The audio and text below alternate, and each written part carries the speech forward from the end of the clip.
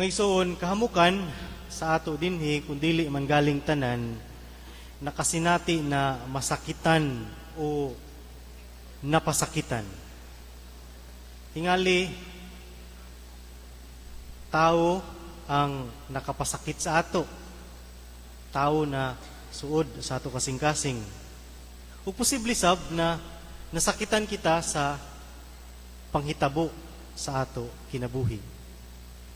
Apan ang pinakapangutana, mga isuon, yes, nasakitan kita, oo, napasakitan ka, apan naka-move on na baka. Halabi, kinsa man din hiyang naka-move on na, itaas daw ang kamot. Ayaw mo kaulaw. Ako naka-move on na. Murag gamay na may naka-move on. Murag hamok pa man ang waya ka-move on. Ang pangutana, uman, waya pa man ka-move on. May isuon inin move on, paborito ini ng mga expression sa mga batanon kuman. Kabalatuod mo, kabulo mo unsay pasabot sa move on. Ang pag-move on, mauni ang ganahan na wali sa mga manimbahay. Ganahan ang mga manimbahay kung ang wali sa pari, move on ra, dili taason. Katawa mo kay joke to. Balitaw, no? Ang move on na expression ginagamit sa mga batanon usahay sa pagkantsaw. Bisan gani sa pag-challenge sa ilang mga amigo or amiga, nakalimtan na ang sakit na panghitabo. Pananglitan ang babae nga gibiyaan sa iyang uyab, gipasakitan na, nakauyab na ng bag-o, apan sige gihapon hilak, sige gihapon lanat-lanat sa layaki. Langon sa iyang mga amigo, huy day, move on na. Kung ang layaki, kapila na tag-reject, kapila na tag-busted, pero sige gihapon panguyab sa babaji, langon sa iyang mga barkada, bay, sakto na, move on na, adyaw na pamugos. May isuon, tuod man, ang move on, kantsaw-kantsaw kini sa mga batanon. Apan in positive point of view, to say move on, ang pag-ingon na move on, usa kini ka words of consolation, an inspiration, labi na sa mga tao na nakasinati ng rejection, betrayal, failure, sa mga tao na nawad-an ng paglaom, na dili na sila magpabilin sa maong kasinatian, na dili sila mo surrender, na mubangon sila, na mupadadon sila sa ila pagkinabuhi, ug musalig labaw sa tanan sa panabang sa Dios.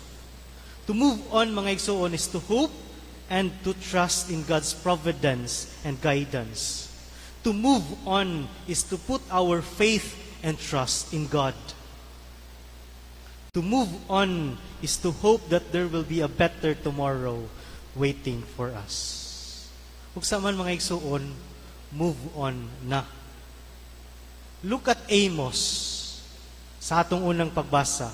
No? Si Amos, usa kayano nga magbalantay, apan gipili sa Dios na mahimong propeta. Gipadala siya dito sa Betel para pagsangyaw sa mensahe sa Dios. Apan ang mga tao sa Betel, wala ganahi sa mga mensahe ni Amos. Gani, dili na sila gusto makakita pa kan Amos. Taglangan si Amos, igo na propeta, balik nga to sa yuta, sa Huda. Ayaw na dinhi sa Betel. Mga isuon, Amos was rejected. Apan unsay gihimo ni Amos? He simply moved on. Si Amos, mibiya niadtong lugar ra. Kuya na hamok na istorya, nag-move on dayon siya. Sa ato ebanghelyo, gikan ni San Marcos, ato nabaw-an na si Jesus naghatag ng gahom sa iyang mga tinunan, apan paghingilin sa mga daotang spirito o pagsangyaw. Apan take note, mga igsuon, gisultihan niya ang mga tinunan. Una, ingon siya, ayaw kamo pagdayanan hamok na bitbiton. Adyaw na pagdayan ng kwarta, adyaw na pagdayan ng extra clothes. Ikaduha lang si Jesus, kung dili kamo dawaton ng mga tao na idyo adtuan, biyae kanang dapita ug itaktak ang abog sa inyong mga tiil. Unsa may pasabot niini? Ngigsuon, Jesus is simply telling them to move on. Sama sa mga tinunan ni Jesus. Kita usab, gihagit ni Jesus na ayaw nagbitbit ng hamok ng mga luggage. Move on na. Part of moving on is to leave behind our excess baggage, our extra baggage. Ang rason uno, waya padayhan ni Jesus ng kwarta, ng puntil, ng extra clothes ang ija mga tinunan, kay mahimo na disturbo lamang kining mga butanga, mahimo na burden lamang kini ng mga butanga sa ilang misyon ug sa ilang pag-move on. That is why when we try to move on, we leave behind our extra baggage. Para dili na kita magbaguod, dili na kita mabugatan sa ato journey. Itaktak ang mga abog sa ijo tiil. Tingali kabalo namang kita unsa ni na mga extra, mga excess baggage sa ato kinabuhi. We leave behind this extra baggage for us to move on. Move on, mga igsuon, biyae ka ng dapita. Mga igsuon, the perfect model of moving on is no other than Christ Himself. Tanawang ija mismo kinabuhi, puno kini sa pag-move on. Sa dihang nagsangyaw siya sa mga tao, kapila man siya tag-reject. Ang iban, taglangan pagani siya na tagsaniban. Mismo gani ang ija mga silingan o mga kaparintihan, taglangan siya na buang-buang. No? Apaniundang ba siya sa pagsangyaw? Wala. Kay Jesus simply moved on. Importante gyud ay mga igsuon na mag-move on ta. Kay muabot gadud sa ato kinabuhi na mapakyas kita, balibaran ta, pasakitan ta, i-reject ta, dauton ta, biyaan ta, ug pulihan pa. Apan sama unta ni Jesus, dili kita muundang, dili kita magpabilin sa maong kasinatian, hinuon mag-move on ta. Kay dili mangyud malikayan na as we walk with the Lord, we will surely suffer. Mag-antos kita sama ni Jesus nga nag-antos. Hinumdumin na taliwala sa kalisod ni Jesus, tagbudhian siya, gibiyaan pagyud, but Jesus never stopped.